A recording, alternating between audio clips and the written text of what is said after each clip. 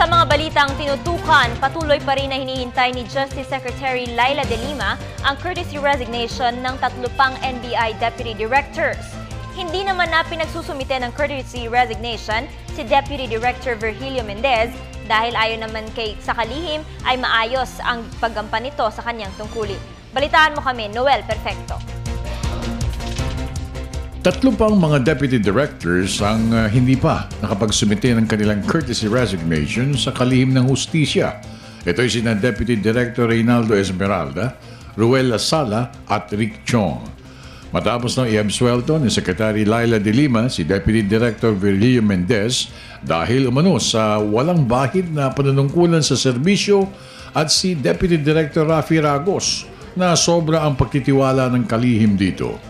As a whole, the Bureau is very much disturbed with the recent developments.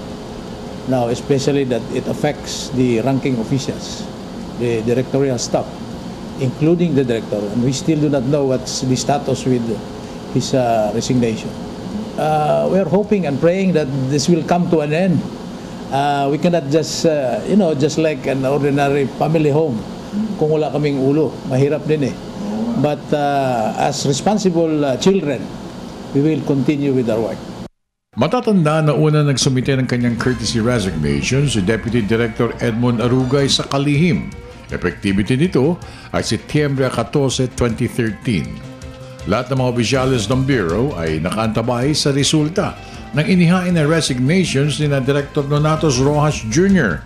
at ni Edmond Arugay mula sa mga kinaukulan. Bagamat nagulintang ang buong ahensya sa mabilis na pangyayari nitong nakaraang mga araw, kung saan mismo si Secretary De Lima ang nagpahayag ng kalungkutan sa pagkadiskubre ng Pangulong Pinoy ng kakulangan ng mga operatibo ng partikular na mga batikang opisyalis ng NBI na matukoy espiya na nagbibigay ng impormasyon sa pinakautak ng multibilyong pisong halaga ng PDAF at 700 milyong pisong malampaya fund scam na si Janet Lim Napoles.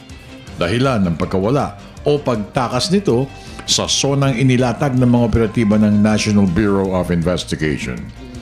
Inamin ni NBI Assistant Director Luigi De Lemos na mababa ang moral ng mga opisyalis at kawani ng Bureau. Subalit, hindi ito aniya magiging dahilan para hindi maibigay ang tunay at mabilis na serbisyo sa sambayanan na nagtitiwala at umaasa sa profesional na kakayahan ng Bureau. Being the most senior officer in the NBI, I will stand for the Bureau at mag-aantay kami kung ano ang guidance ni Secretary. Sana ma-resolve namin kagad ang mga issues dito sa NBI. At kung ang pinag-uusapan ay yung panawagan para mag-resign ang mga deputies, personal call po ng mga deputies yan. Sila po ang makakapag-desisyon dyan.